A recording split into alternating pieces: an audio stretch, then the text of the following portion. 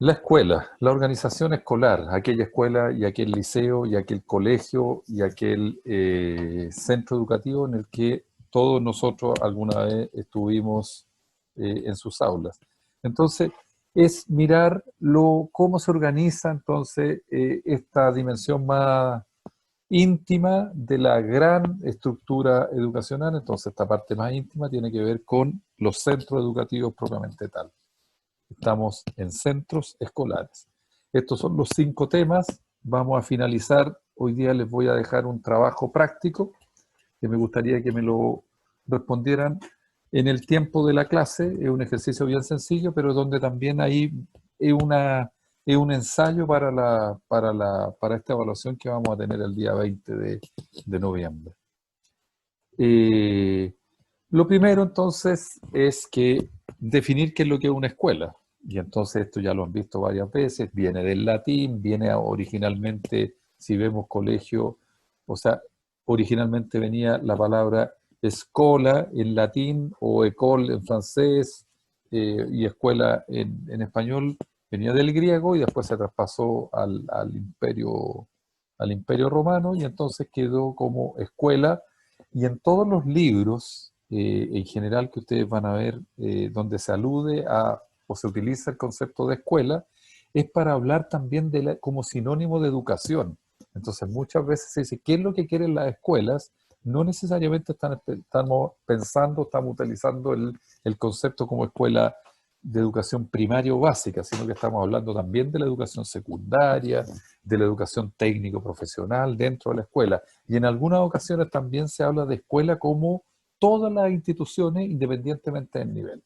En el caso chileno, como les dije hace un par de clases atrás, y en el caso latinoamericano en general, o sea, en el caso latinoamericano y en la jerga que utiliza la UNESCO, esta institución de las Naciones Unidas que está enfocada en la educación, entonces también utiliza, y yo creo que por eso entonces se reparte en América Latina, la idea de que escuela alude a la educación primaria y secundaria también. Es decir, cuando hablamos de la organización escolar, estamos dejando fuera la educación superior. Y entonces eso es bien importante a la hora de las lecturas. Entonces cuando hablamos de escuela, lo único que está fuera es esto que está acá, que tiene que ver con la educación superior, sinónimo de educación terciaria o universitaria. Muchas veces también se utiliza esta noción de educación universitaria, en el caso chileno, para los institutos profesionales. Bueno, esta es entonces el encuentro de hoy, lo vamos a centrar en esta institución. Es una institución, es una organización escolar. Es una institución que tiene también el foco, que es entonces la enseñanza. Ese es el principal objetivo de la escuela. La enseñanza, y además uno lo agrega, la socialización y le va agregando otros elementos, que los voy a explicar un poquito más adelante.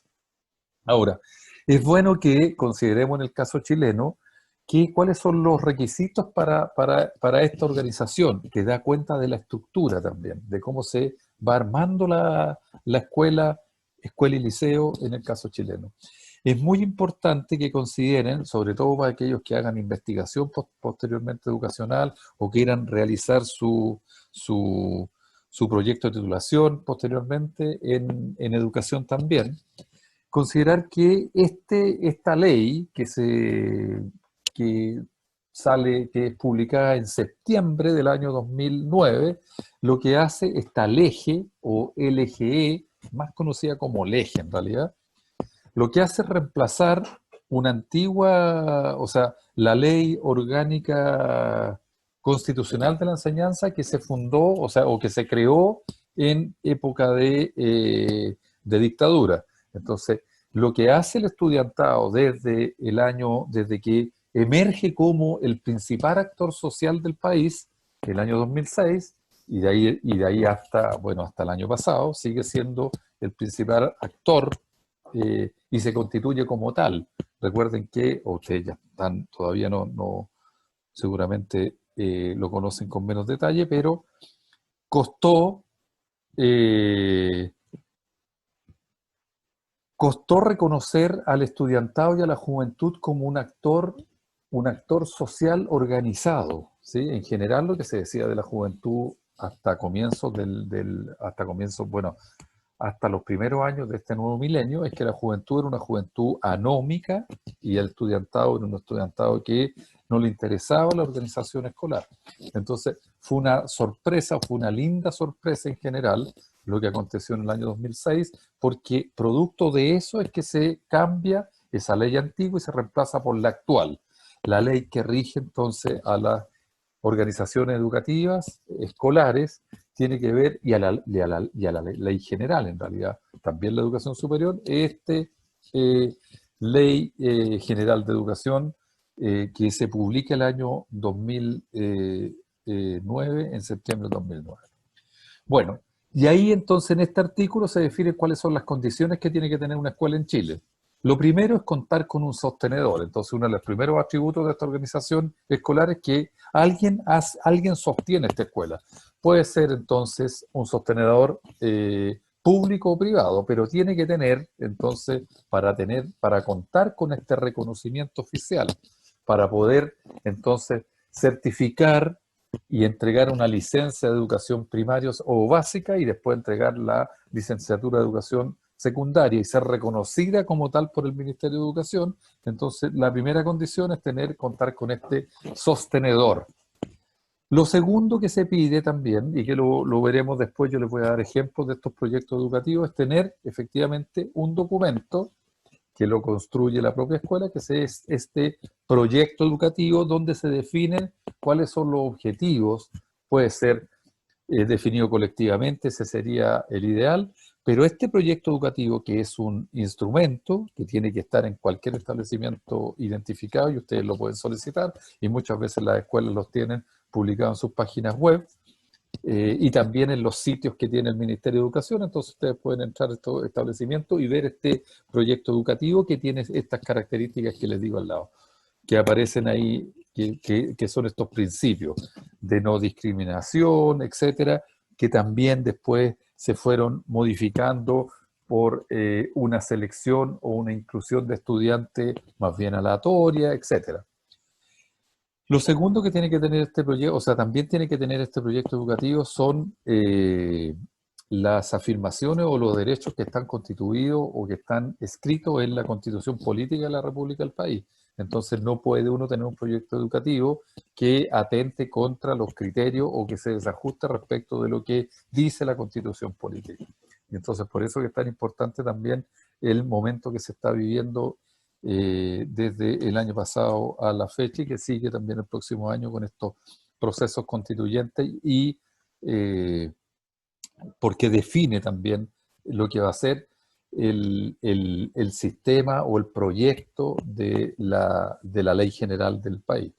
Lo tercero es que se tiene que construir, uno tiene que construir un plan y una programación. Los planes son donde yo tengo, los planes y programas es donde yo tengo los contenidos de cada una de las asignaturas y en qué nivel o en qué momento de la trayectoria escolar pasan esa cantidad de asignaturas, incluyendo la cantidad de horas.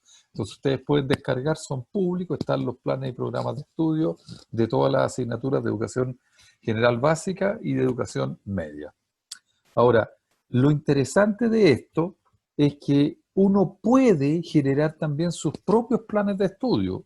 No fue concebido este programa, estos planes y programas que se ajustan, o sea, que fueron definidos por la LEGE, pero un establecimiento educacional puede incrementar, ajustar y crear sus propios programas de estudio, sus planes y programas de estudio, y eso tiene que entonces hacer oficial y hay que evacuar una resolución del Ministerio de Educación que autoriza esos planes y programas. Bueno, la mayoría, si no muy cercano al 100% de los establecimientos escolares, no tiene planes y programas distintos o tiene, pero son poco significativos respecto de la oferta que entrega el Estado como planes y programas de estudio, ¿sí? Requiere tener una organización más robusta el hecho de generar planes y programas, porque tienen que ser visados y evaluados por el Ministerio de Educación para que sean reconocidos, y entonces se le entrega esta resolución, y a partir de esa resolución pueden entonces los establecimientos educacionales que generan sus propios planes de estudio empezar a trabajarlos con el profesorado y con el estudiantado. Lo segundo es que tiene que haber un reglamento de evaluación y de promoción, y entonces en cada escuela donde ustedes van, en cada organización, está este instrumento que norma, que le da un margen a las acciones, principalmente de los aprendizajes de los estudiantes, pero también de los derechos en general de los actores escolares que están en la escuela. Hay un documento que existe, tiene otro nombre, pero tiene que haber este reglamento, o sea, ese nombre va cambiando, pero define entonces las reglas de evaluación y de promoción. Luego, el Estado también ha definido estándares mínimos, y entonces esos estándares, que la semana pasada veíamos que están en la Agencia de la Calidad de la Educación, el establecimiento tiene, este establecimiento que ustedes van a crear o el que está creado, tiene que cumplir con esos estándares nacionales. De lo contrario, entonces, el Ministerio puede quitarles el reconocimiento. Contar con un reglamento interno, entonces, que se puede conocer como manual de convivencia, etcétera, pero este reglamento interno lo que hace es que también dentro de la organización define funciones de los diferentes actores que están dentro de esta institución educativa. Lo siguiente es que tiene que tener un cuerpo docente que se ajuste también a los criterios mínimos que ha definido la sociedad chilena para ser docente, que tiene que ver con, por ejemplo, una de las pocas profesiones que están intentando hacer una prueba de desempeño profesional que va, una prueba de ingreso, perdón, al mercado laboral. Originalmente se conocía como la prueba inicia. Entonces, independientemente de la evaluación que me entrega la universidad, entonces existen unas pruebas que fueron concordadas por también que surgen dentro de este movimiento social de hace 10 o 15 años atrás, y entonces se crea entonces la idea que los docentes tienen que cumplir ciertas condiciones mínimas, que por ejemplo no se piden en psicología. Uno cuando ingresa a la universidad y es titulado como psicólogo, es psicólogo, ya puede trabajar como tal. En cambio los docentes, la tendencia es que van a tener que pasar una prueba de ingreso al mercado laboral y posteriormente son evaluados. Entonces todos los docentes tienen que entran a un sistema permanente de evaluación docente que después en las próximas clases, después que cerremos este ciclo, les vamos a contar cómo opera este sistema de evaluación docente. Bueno, tiene que contar con docente idóneo y tiene que contar también el establecimiento educacional con estos profesionales o técnicos o personal asistente de la educación, estos que colaboran en el proceso de enseñanza y de aprendizaje. Bueno, después tienen que tener condiciones de recursos mínimos, y entonces están estipulados también en la ley cuál debería ser, y esos recursos mínimos están relacionados con la matrícula. Es decir, a mayor matrícula yo tengo que tener un capital más grande, eso está claro, porque tengo que tener más salas, tengo que tener más personal, y eso también es un requisito para la creación de una escuela. Por último, el local, y las normas han sido bien laxas en un periodo, es decir, ustedes van a encontrar escuelas y liceos que todavía funcionan en lo que antaño eran casas particulares o de familias. Perdón, tengo bulla de casa. Entonces, en los locales, la política educacional fue o la política del Ministerio de Educación fue promover, porque durante mucho tiempo el problema de Chile era que no tenía suficientes escuelas. Entonces, ustedes van a encontrar todavía relatos de abuelos o abuelas que caminaban horas y horas para llegar a una escuela, especialmente en los sectores rurales, pero también dentro de la ciudad. Entonces, hubo una política de promoción de la educación para ampliar la cobertura educacional, y en ese contexto entonces se autorizaron normas un poquito más laxas para crear estos establecimientos educacionales en infraestructuras que no necesariamente estaban ajustadas. Lo mismo ocurrió con las universidades. En el periodo del boom de las universidades privadas, también las autorizaciones fueron más laxas para promover la matrícula y el acceso a la educación y cumplir, entre otras cosas, con la idea del derecho a la educación. Entonces, si no tengo establecimientos, no. Bueno, hay que acreditar local y también entonces, por último, el equipamiento que también define este artículo de la Ley General de Educación actualmente vigente. No, en el modelo educacional chileno, entonces están las instituciones estas públicas o jurídicas de derecho público, y entonces ahí las municipalidades pueden administrar todavía entonces centros escolares, y otras instituciones públicas también podrían postular. Lo que pasa que en general no ha sido muy... la educación no ha sido rentable para la... Entonces ustedes van a encontrar también en los libros o en las opiniones de los sostenedores municipales, que en general los municipios tienen que, más allá de lo que les entrega el Estado como subvención por cada estudiante matriculado, los sostenedores municipales se quejaban que además tenían que poner recursos propios.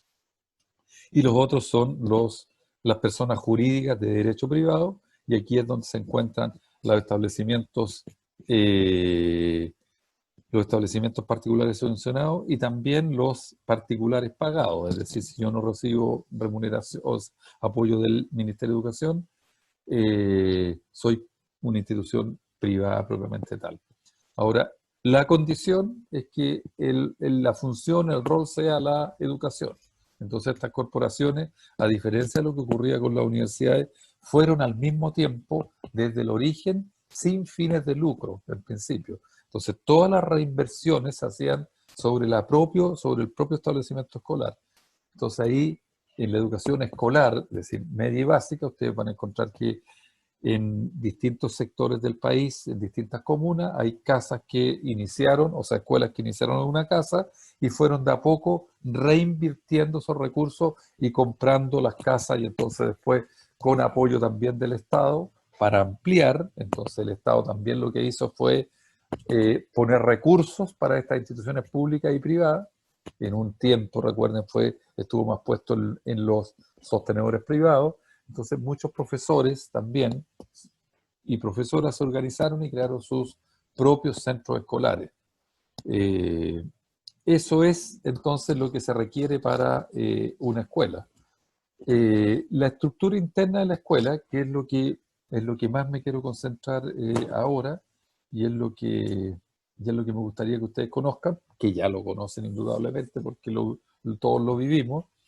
Lo primero que tenemos que decir es que no existe una forma, un modelo. O sea, hay tres cargos que son fundamentales. O sea, hay que tener un director, yo diría, y un equipo de docentes de aula o docentes de asignatura.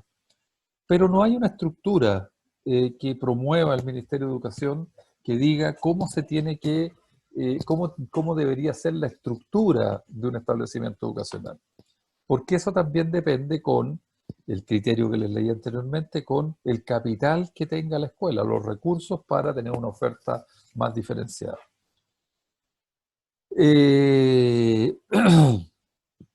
Entonces, hay un reglamento que se los quise mencionar acá, que es este reglamento interno de convivencia escolar, que en el fondo, más que una estructura, regula las condiciones de los actores que están involucrados dentro de la escuela. Les voy a mostrar ahora algunos ejemplos de esta estructura interna de una escuela o de un liceo?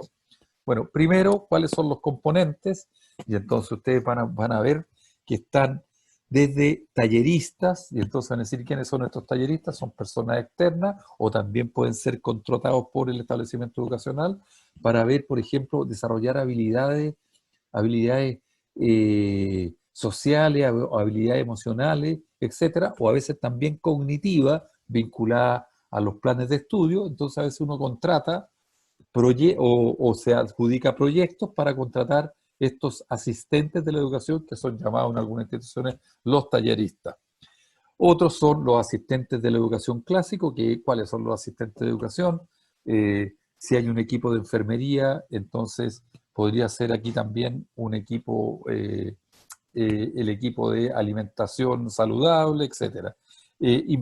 Inspectores o inspectoras de patio. Se incluye también como parte de esta organización a los centros de padres, etc. Acá está la unidad técnico-pedagógica, la que promueve entonces los aprendizajes propiamente tal, y acá están algunos de los elementos que están vinculados también a esta unidad pedagógica, ¿no es cierto? La dirección y con su equipo, etcétera. Ahora, lo principal de este esquema, más que se aprendan estos monitos que están ahí o estos actores que están dentro, es que al centro de la educación siempre están los estudiantes, es decir, eso es lo que se promueve. No siempre ocurre, eso ya lo sabemos, ¿no es cierto? Pero en general, lo que uno tiende a decir es que toda la organización de la escuela tiene como foco, como centro, los aprendizajes de los estudiantes. ¿Cuál es la misión de la escuela? La misión de la escuela no es contener emocionalmente, sí lo será a menos que esa contención emocional tenga como objetivo el aprendizaje de la escuela. La escuela es una institución social que tiene un fin bien determinado, y el fin determinado de la escuela es el aprendizaje de los estudiantes. No es convertirse, y eso hay un debate siempre permanente en si el establecimiento o la organización escolar tiene que también dar cuenta de la contención de los estudiantes. Es decir, ustedes van a encontrar discursos del profesorado que dicen, mira, entre que esté en la calle, yo prefiero que esté en la escuela. ¿Sí? Pero eso tiene dos lados, bueno, como todas las cosas. Lo primero es que efectivamente es bueno que esté en un espacio cuidado por la política pública como de la escuela. Entonces, efectivamente, desde esa perspectiva sería mejor tener un estudiante dentro de la institución educativa, dentro de la escuela y no fuera de la escuela. Pero por otra parte, también los críticos de esa perspectiva dicen que con eso lo que se pierde es la función de la escuela. Es decir, se deja de lado o se posterga los aprendizajes significativos que tienen que tener los estudiantes en función de su itinerario educativo y su progresión dentro de este currículum nacional que en principio está validado por todos nosotros. Entonces, lo importante es que siempre tiene como foco el aprendizaje de los estudiantes. De lo contrario, no, ya hay una escuela que tiene algo que no la hace escuela propiamente tal, si es que el foco no está centrado en los aprendizajes y en los aprendizajes que están normados por estos planes y programas que propone el Ministerio de Educación o planes y programas que uno como establecimiento educacional también tiene que generar de manera autónoma y después validarlo por el Ministerio de Educación. Lo que van a ver entonces como estructura, aquí corté y pegué una de un establecimiento educacional de la 8ª región, que lo visité hace algunos años atrás, no tanto tampoco. Es una estructura mínima de este establecimiento educacional. Entonces, les quiero decir que hay rasgos que se parecen, pero en general el organigrama, la organización, la estructura de esta organización escolar depende también de lo que uno defina. Por ejemplo, por eso les quise traer este modelo. Aquí hay una corporación que es seguramente que tiene todos los atributos para ser reconocidas como una corporación jurídica privada, ¿no es cierto?, pero sin fines de lucro, por algo es una corporación. Recuerden que las organizaciones corporativas y las fundaciones son aquellas que se les permiten todo, o sea, son las que pueden no tener fines de lucro. Entonces, muchos establecimientos se reconvirtieron también en corporaciones. En este caso, es esta corporación que de esta corporación depende uno de los principales actores, si no el principal, la dirección de la escuela, el director o directora. Lo corté y pegué, ¿eh? Pero lo curioso o lo complementario o lo singular de esta propuesta es que fíjense cómo de acá surge desde la corporación y no desde la dirección la administración de la escuela. Y acá están los auxiliares, el equipo de mantención informática de la escuela. Entonces aquí el director no es el que tiene que coordinar esto, sino que directamente tiene que pasar a su línea de mando superior y desde ahí solicitar esta administración. Es raro, es singular que no esté de acá también vinculada, ¿te fijas? Eso habría que ver cuál fue el sentido. Ahora, el director tiene a cargo el consejo de profesores o se vincula con el consejo de profesores, aparece el centro de padres, interesante que aparezca vinculado directamente al director, y los centros de estudiantes y alumnos acá, si es que existen. Un consejo directivo que puede estar formado por eminencias, por organizaciones locales, etcétera. Este consejo directivo también, y el consejo escolar que aquí está, donde también participan, se define de común acuerdo con el proyecto que tenga el proyecto educativo de este establecimiento escolar, también tiene este consejo escolar actores mínimos, pero también uno podría incluir a padres y apoderados, ¿no es cierto? Bueno, Inspectoría General, Dirección Académica, Dirección de Formación y la administración que no depende del director. Estos tres cargos, la Inspectoría General y la Dirección Académica, esto es reemplazado por lo que en la mayoría de los establecimientos escolares del país aparecen como la Unidad Técnica Pedagógica. Entonces, en este caso, este UTP se denomina director o directora académica. Esto está acompañando al director, lo pusieron abajo por espacio nomás, pero este director académico tiene, o dependen de él, o coordina él, entonces, la educación preescolar, ¿sí? Esto debe tener entonces estudiantes de párvulo, la educación general básica y la educación media. Es decir, aquí hay 3 niveles educativos en este organigrama. Y entonces acá están los jefes de departamento, el equipo del proyecto de integración, que depende de la educación especial, ¿no es cierto? Pero que están presentes en la escuela, llegan a la escuela, y entonces el coordinador académico los pone a su cargo, la biblioteca, un centro multifotocopiado, laboratorio de computación, jefes de departamento, profesores de asignatura o profesores que son especialistas en matemática, etcétera, o conocidos también como profesores de aula, es decir, si yo no soy profesor jefe, entonces puedo tener esta nomenclatura o llamarme profesor de asignatura de aula, y los asistentes de aula. En algunos casos son apoderados, en otros son contratados, etc.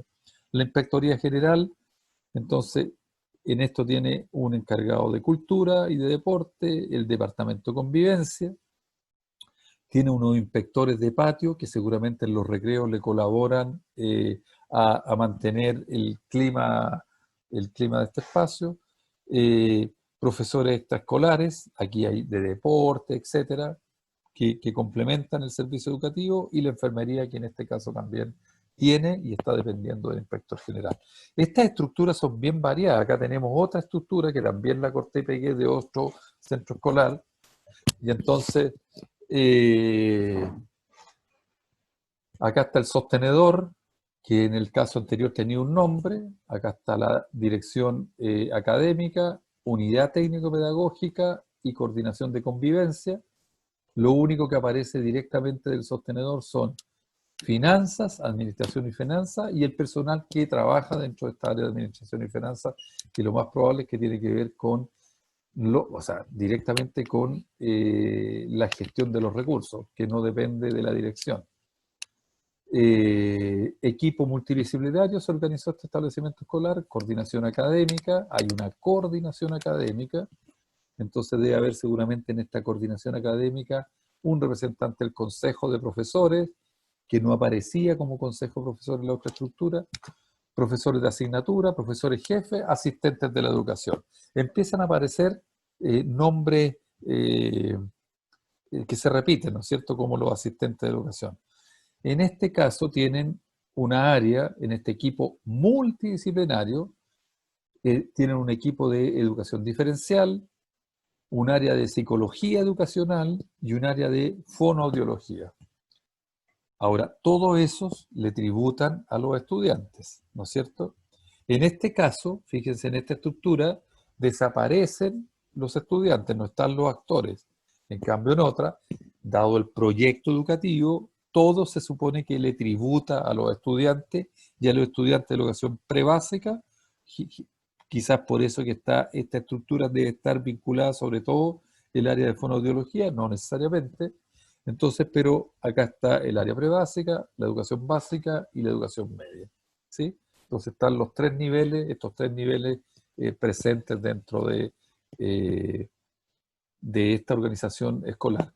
En algunos casos existe también una tercera jornada, que por ejemplo en el Liceo de Aplicación de Santiago o en muchos establecimientos del país, entonces hay una tercera jornada que es para la educación de adultos, donde también estos establecimientos escolares levantan, y son autorizados por el Ministerio de Educación, una oferta para la educación de adultos.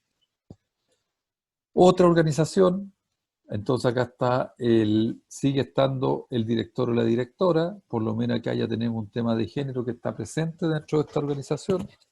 Departamento de orientación, una orientación vocacional y administrativa, un orientador académico, y dentro de la Inspectoría General aparece convivencia, tiene su propio equipo, pero después comparte con el personal docente la Inspectoría General, que está al mismo nivel que el departamento o la jefe de UTP, que tiene además coordinadores de ciclo básico o ciclo medio, que son como los niveles también debe tener este establecimiento, y entonces estos se conectan con el personal docente como estructura que tiene estos profesores jefes y estos profesores de asignatura o profesores de aula. Y acá está entonces el equipo, cómo se distribuye en este esquema. Si se fijan también, no está el beneficiario de esta organización, que es el estudiantado, sino que lo que aparece es la estructura para que se tiene que poner en función, en marcha, para procurar los aprendizajes adecuados de los estudiantes. Acá también está la presencia de un asistente social y un profesional de la psicología, un visitador domiciliario, una psicopedagoga, educación diferencial, asistentes de aula y monitores. Yo diría que por acá están los asistentes de la educación, ¿sí? Esto es los asistentes de educación y estos auxiliares que están como, no sabemos qué es lo que son, generalmente también son concebidos como parte de estos que está por acá, el personal administrativo también como o en algunos establecimientos como asistentes de la educación. Unos son profesionales y otros son personal técnico administrativo, pero que asisten también el proceso de enseñanza. Acá tenemos otro, director general, le llamamos acá, equipo de gestión, consejo escolar, representante de la dirección general, etcétera. Tiene dos funciones que dependen de este director general, el director administrativo y el director académico. Y este director académico o dirección académica, en este caso, no es solo un cargo, sino que una persona, director académico, de él depende el inspector general, la unidad técnico-pedagógica. Esta unidad técnica-pedagógica en algunos lados está puesta acá. El encargado de evaluación y currículum, inspectores de ciclo, debería haber un inspector para la educación general básica y otros para la educación media, consejo de profesores, centro de padres, centro de alumnos.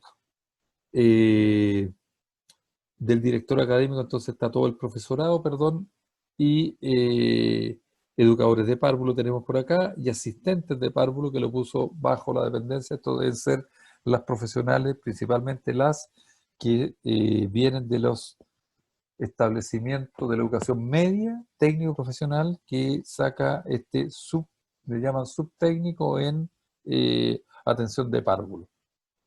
Bien, estas son estructuras mínimas.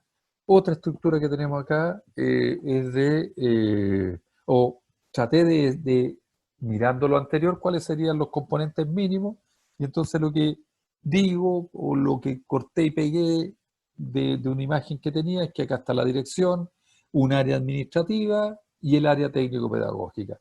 Estos tres componentes son los que hacen de una escuela. No obstante, ya hay asistente de la educación, y hay proyecto de integración, etcétera, redes de apoyo, ¿sí? Extraescolar, lo encargado de informática, etcétera. Pero hay una singularidad, no solo en Chile, que tiene que ver con las escuelas que están en contextos de ruralidad aún. Entonces, tenemos muchas escuelas, dependiendo de la comuna, pero por ejemplo, en la región de Los Ríos, en la región de la Araucanía, tenemos muchos establecimientos unidocentes, es decir, que están compuestos por un profesional, por un docente que es profesor de asignatura, profesor de aula, es director, es jefe de UTP y es inspector general. Es decir, la estructura puede ser, pero abajo el nombre sería el mismo nombre porque es unidocente, un único profesor. Ahora también hay establecimientos bidocentes que están dentro de la, de la nomenclatura que utiliza el Ministerio de Educación. Pero además, junto con ser unidocente, dada la cantidad de estudiantes, es multigrado, es decir, puede este solo personaje, esta sola persona, hombre o mujer, puede estar a cargo de todas estas funciones y al mismo tiempo tener estudiantes en una misma sala de clase con niveles distintos. Tengo 6 alumnos, y entonces ustedes van a encontrar de vez en cuando en la televisión que salen esos casos y el profesor lo levantan como un héroe, o a la profesora, y entonces que es un profesional unidocente que llega en el auto, llega caminando a este establecimiento rural y atiende a distintos estudiantes, 8, 6, 5, etcétera, 3 que todavía justifican la presencia de esta estructura de un colegio o un establecimiento educacional chileno. Eh, Aquí hay una diferencia que hice para estos CEIA, que son estos centros de educación, ¿cómo se llama? Centro Educativo Integrada de Adultos, que estos lo que tienen es entonces una estructura para los adultos que por distintos motivos no pudieron terminar oportunamente su enseñanza básica o secundaria y entonces asisten a estos establecimientos. Aquí hay otra estructura y con eso entonces muestro cómo va variando, pero cómo aparecen. Fíjense que aquí la Inspectoría General es curioso, pero la Inspectoría General está a este nivel, vamos a decir, de mando, ¿no es cierto? Bajo la dirección está la Inspectoría General. ¿Cuál es el significado? ¿Se fijan? Si uno pudiera hacerle una, una lectura a este organigrama, ¿por qué la Inspectoría General está a este nivel bajo la coordinación académica? Donde se supone que la función principal de la escuela es el estudiantado. Entonces, si uno debiera tener a alguien arriba, esta coordinación académica, ¿no es cierto? Que es la que coordina a los profesores. Aquí no distinguen entre profesores jefes o profesores de asignatura. Son los recursos, este centro de recursos para el aprendizaje, son bibliotecas, computadores, etcétera, y este proyecto de integración que este PIE, que lo que hace también es ver temáticas que están vinculadas con atención especializada o a necesidades educativas especiales. Eh, es interesante mirar esto y hacerle como una observación. ¿Por qué fue esto? Por acá está, entonces, en el desarrollo de personas, nuevamente aparece lo que a nosotros la psicología educacional, ¿sí? Como parte de los profesionales de apoyo o los asistentes profesionales de la educación. Bien, les pego acá unas nociones de lo que es la inspectoría según lo que se define, lo que se ha construido como consenso dentro de la ley general de educación. Entonces el inspector general es un directivo de rango mayor, no es solo el que castiga, sino que este inspector lo que hace es que también organiza y coordina ese rol. Y bueno, manteniendo en muchos establecimientos la convivencia escolar depende de este cargo, que es la inspección general. ¿Podría efectivamente un psicólogo educacional ser parte de esta inspectoría general o tener el cargo de la inspectoría general? Si ustedes se fijan en las atribuciones, efectivamente uno podría. Ahora, no he encontrado evidencia, o sea, casos de un profesional que no es docente que esté ocupando este cargo. Pero si ustedes se fijan en las actividades, el área de convivencia, eso veremos en sus prácticas profesionales más adelante, pero todo lo que tiene que ver con la convivencia escolar también está dependiendo de. Entonces aquí el rol de un psicólogo educacional sería fundamental y no lo vimos expresado de esa manera. No me acuerdo si alcancé a copiarle uno, después ustedes lo ven, si es que aparece un psicólogo dentro de la Inspectoría General. Velar porque la actividad se desarrolle este el objetivo, por un ambiente seguro, etc. Y acá hay algunas atribuciones o algunas responsabilidades, no me gusta utilizar esa palabra, pero algunas de las funciones que debería tener este cargo dentro de la organización escolar. La coordinación académica o la unidad técnica pedagógica es, en principio, junto con la dirección general del colegio, yo diría que para la función de cómo se define una escuela, es por lo menos para mí, es el cargo directivo que tiene más relevancia. Es el que se vincula con los docentes, ¿sí? Es aquí donde está el trabajo de la pedagogía propiamente tal. Es el que se tiene que estar, esta función que tiene que estar a cargo de cómo va implementándose el currículum. ¿Cuánto tenemos del currículum implementado? O sea, el currículum que uno prescribe y después cuánto es lo que efectivamente se puede implementar. Y después también encargado de la unidad técnica, de esta coordinación académica, esta unidad técnica pedagógica, es preocuparse de cuánto los docentes han sido capaces de transmitir ese currículum en los aprendizajes de los estudiantes. Entonces aquí, cuando ustedes estudien una unidad que se llama currículum, entonces van a ver que hay distintos niveles curriculares. El primer nivel es el currículum que yo escribo en un papel, después el currículum que yo dicto, que a veces hay diferencia entre lo que yo dije que iba a hacer y lo que finalmente dicto, pero otro nivel curricular es el aprendizaje. Entonces esta coordinación académica debería estar preocupado de eso.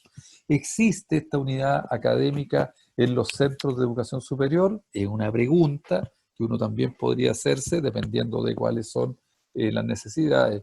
En general, en este cargo o esta función dentro de la educación superior, que la veremos, le pasaré documentos, no lo vamos a ver en detalle, pero esta idea recae en principio los jefes de carrera, ¿sí? Los jefes o jefas de carrera son los que están haciendo también este seguimiento pedagógico, pero como ustedes bien saben, en general es un cargo más bien administrativo que está pensado en no necesariamente en los aprendizajes, ¿sí? Por ahí en educación superior podríamos estar todavía al debe. Aquí entonces están cuáles son las tareas o las responsabilidades generales que tiene este cargo de la unidad técnico-pedagógica o la coordinación académica. Siguen entonces estas funciones para acá. Otro cargo que me gustaría mirar es el de orientación y desarrollo de personas.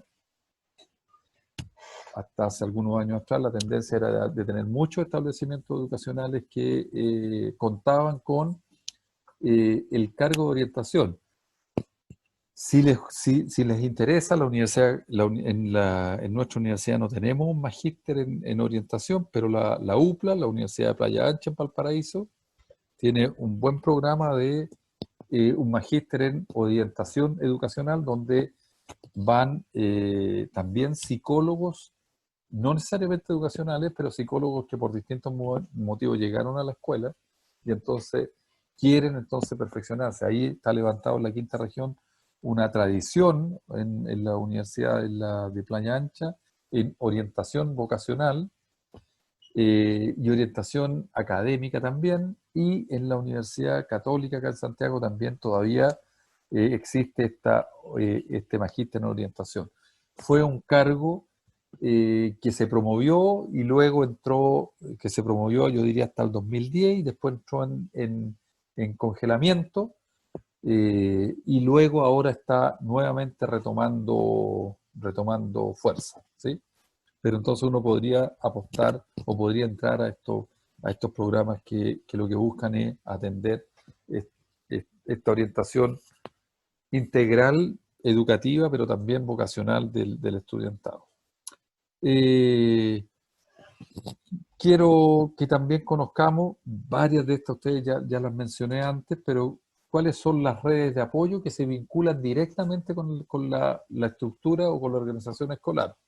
Entonces, ¿cuáles son estas redes de apoyo? Entonces, hay unas mínimas, pero estas pueden ser infinitas también. Puede ser una empresa productiva que una vez al año tiene porque firmaron un convenio de colaboración. Pero ¿cuáles son las mínimas? Y las que se vinculan con lo que un psicólogo o psicóloga educacional trabaja. Entonces, para nombrar las que ya conocemos, tenemos las municipalidades. Recuerden que las municipalidades que tienen establecimientos escolares no solo administran escuelas, sino que también tienen otros departamentos, como por ejemplo el departamento de aseo y ornato, y entonces varias escuelas tienen ahí un trabajo, porque además la especialidad, si una escuela técnico profesional, les dan centros de práctica dentro de la municipalidad.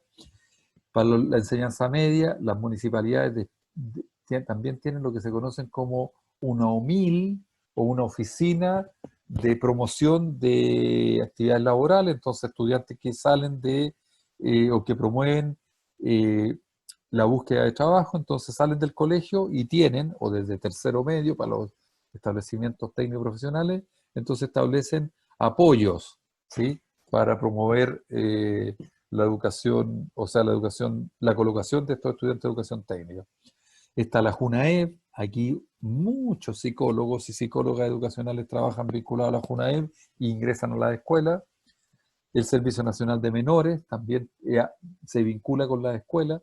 Hay estudiantes que están en una residencias familiares, entonces ahí también se contrata a un equipo psicosocial que hace el vínculo entre Senami y la escuela. Estos psicólogos o este equipo de psicología está ubicado en la escuela, que puede estar dentro de una unidad de convivencia escolar, por ejemplo, y entonces, o una especial de Sename, y entonces estudiantes que están viviendo en una residencia familiar, pero que tienen la posibilidad de salir a estudiar a otro colegio, entonces aquí se hace este vínculo con el establecimiento.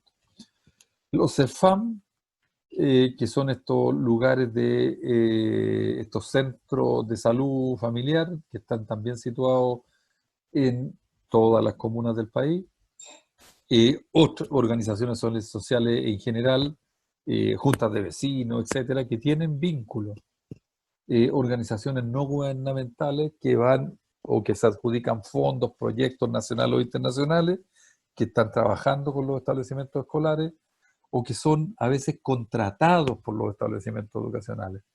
Entonces, de estas organizaciones sociales y de estas organizaciones no gubernamentales, el Estado en algunas ocasiones le proporciona fondos a este colegio, a este centro escolar, a esta escuela, para que a su vez genere un concurso y contrate apoyo de esta red de apoyo a organizaciones no gubernamentales sin fines de lucro y a organizaciones sociales, ¿sí? Financiar, por ejemplo, un programa de actividad física o de aulas abiertas a la comunidad, entonces aquí se pueden financiar alguna actividad dentro del colegio. Entonces, el Sename, que ustedes lo conocen, lo más significativo entonces que, dado que todos tenemos derecho a la educación en principio, por lo menos eso es lo que está establecido en nuestra Carta Magna, en la Constitución, entonces no solo, ahora, principalmente, pero no solo, los que están en protección de derechos o los que están con infracción a la ley tienen derecho a recibir apoyo. Ahora, los que están en situación de privación de libertad tienen establecimientos dentro de estos establecimientos donde están privados de libertad. Pero lo que nos compete a nosotros son estas niñas, niños y adolescentes que están en principio bajo el amparo de Sename y están asistiendo de manera presencial o ahora a través de internet en los establecimientos escolares. Entonces, esta es una red, o uno puede también derivar para el otro lado, es decir, aquí tienen una relación, una relación recíproca. Uno podría diagnosticar dentro de la escuela y entonces uno desde el establecimiento escolar podría pedir apoyo a Sename para un caso que ustedes han detectado que amerita la participación de este equipo profesional especializado entonces en la atención de la infancia y los derechos de los niños y adolescentes. La JUNAEP, que la vimos la vez anterior, lo más importante para los psicólogos educacionales y las psicólogas educacionales es el programa de habilidades para la vida o el PHPB. Entonces, lo que promueve esto es una atención también psicosocial, es un apoyo psicosocial, pero que tiene como foco el aprendizaje de los estudiantes. Entonces, lo que se busca con esto, con la JUNAEP, o con este programa de habilidades para la vida, HPV, es que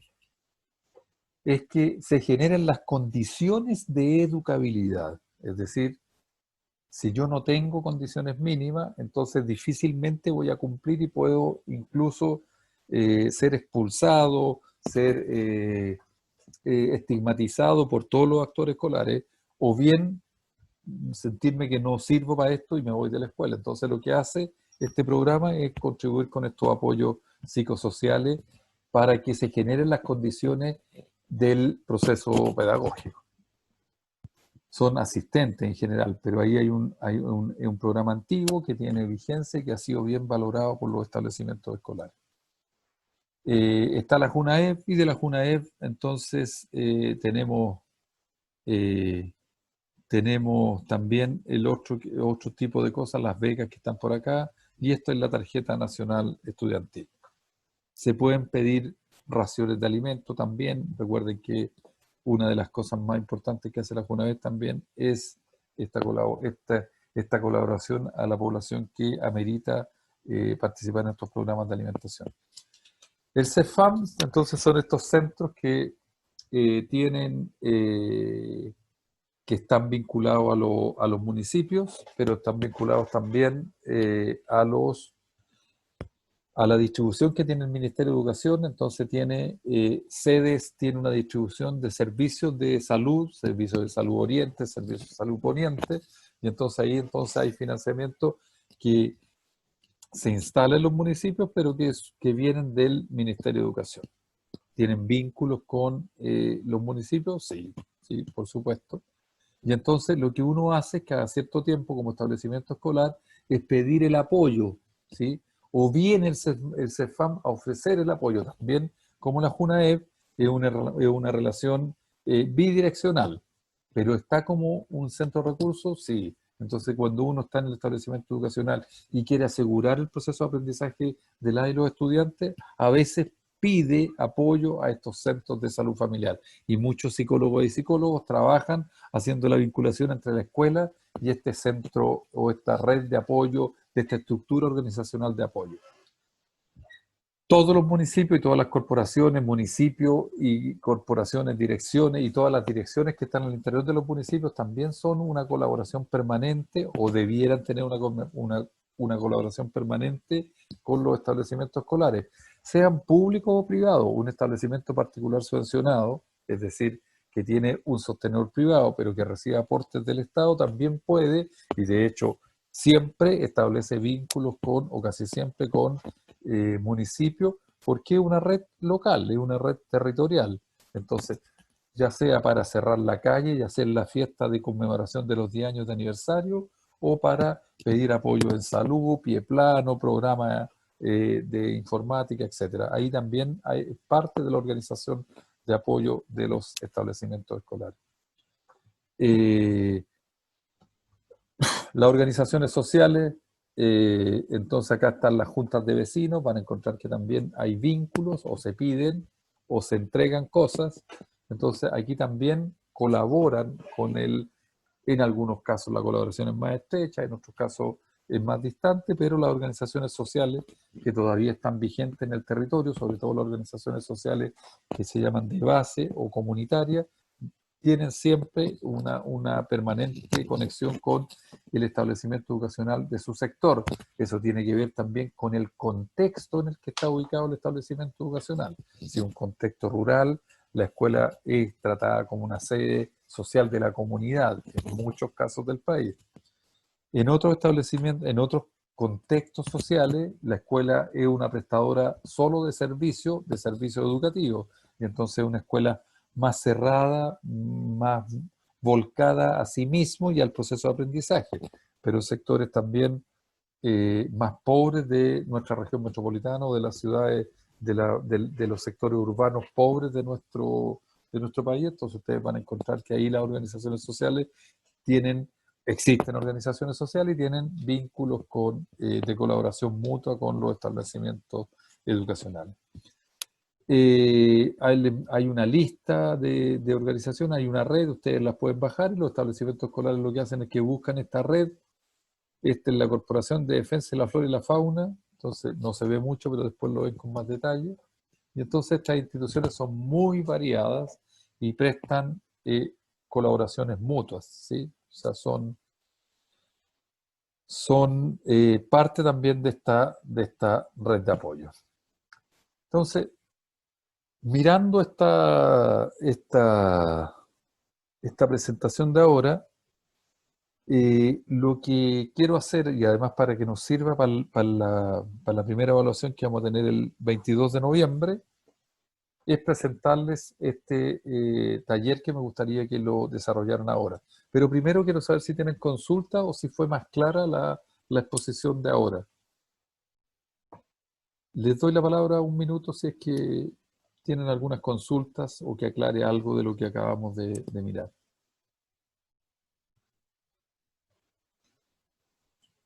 ¿Dudas? ¿Está todo bien? ¿Continúo?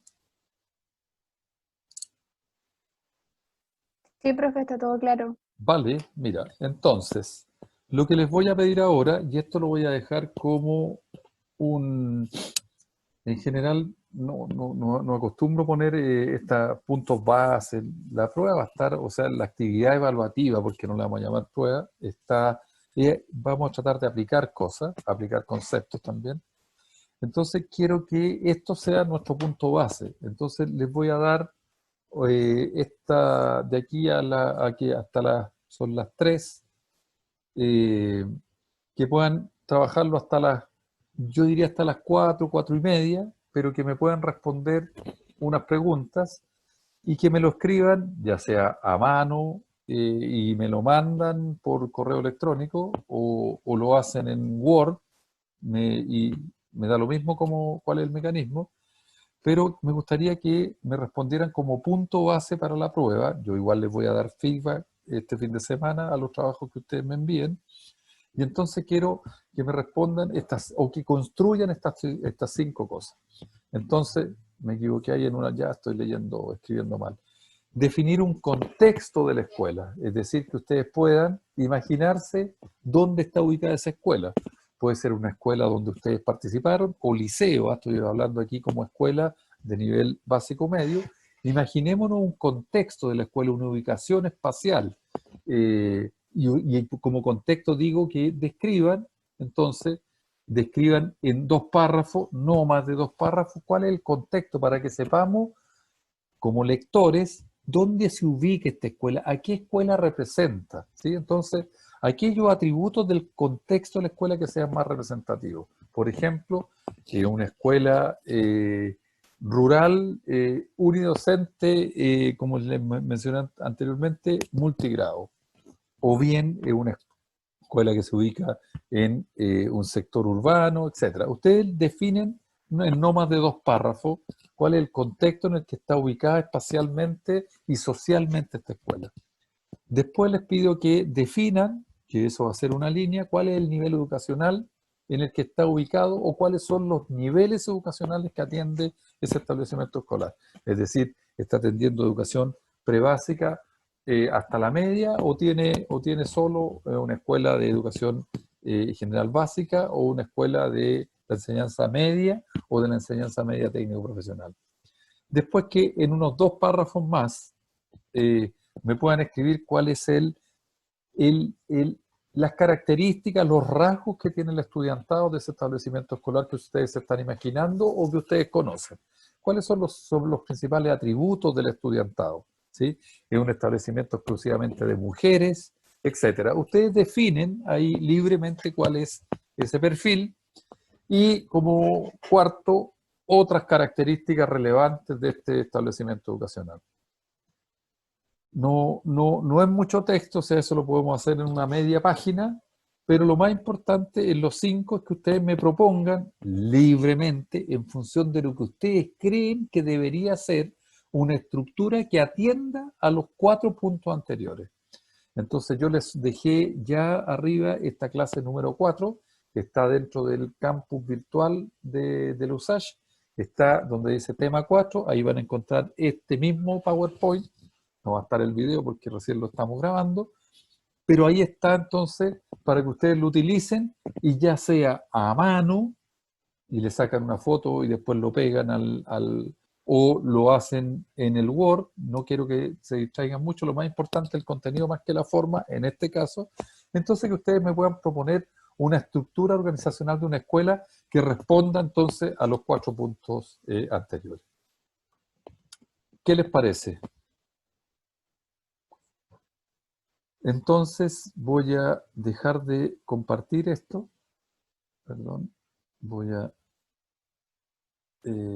dejar de compartir. Entonces hoy día somos menos. Yo voy a escribirle a quienes faltaron ahora, pero si están complicadas, pongámonos de acuerdo al tiro. Si no alcanzan a entregármelo ahora o si prefieren entregármelo, es que podría, o sea, yo podría darle feedback este fin de semana. No quiero que gasten más tiempo. Entonces está pensado para que ustedes lo hagan en esta segunda parte de la clase. ¿Les parece? Fernanda, Carolina, Bruno, Alejandra. Profe, en la parte donde pregunta como otras características, ¿qué tipo de características se refiere? Que usted se imagine qué otra característica puede tener ese centro escolar, que usted dé una característica más de la institución escolar. Por ejemplo, que es una institución religiosa. Esa podría ser otra característica religiosa de cualquiera de los credos que tenemos en Chile, ¿no es cierto? Esa podría ser otra característica. Hay unos recintos también que atienden solo hasta 4º básico. Entonces tienen solo de 1º básico hasta 4º básico. O una escuela especial, ¿sí? Que atiende necesidades educativas especiales.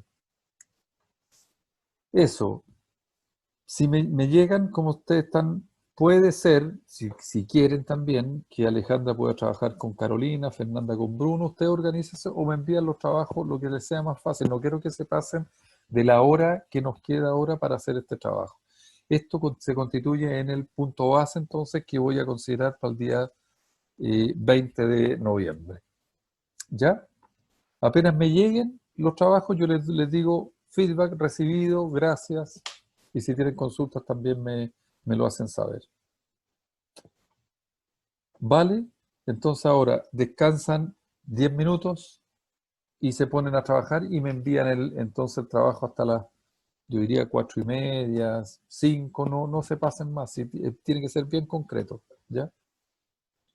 ¿Estamos entonces? Bruno, Alejandra, ¿sí? ¿Sí? Profe, Sí, profe. Dígame, ya, entonces yo los espero, que tengan un buen fin de semana y nos vemos el día 20 en la actividad. Yo voy a entrar a la actividad que tiene Mario el día 17, entonces ahí les voy a entrar. Y antes les voy a dejar este fin de semana la pauta de esta primera actividad evaluativa, ¿ya? Y los textos. Y a cada uno de ustedes les voy a dar feedback de lo que me hicieron llegar. Entonces, respondemos esas 4 preguntas anteriores con este organigrama, como ustedes se lo imaginan, ¿sí? Eso, ya, vayan a descansar y luego trabajan. Cualquier cosa me mandan correos, yo voy a estar atento ahora y a las 5 me junto con Mario. Que estén bien, buen fin de semana, reposen la semana de descanso, no hagan mucho. Chao, Chao, profe.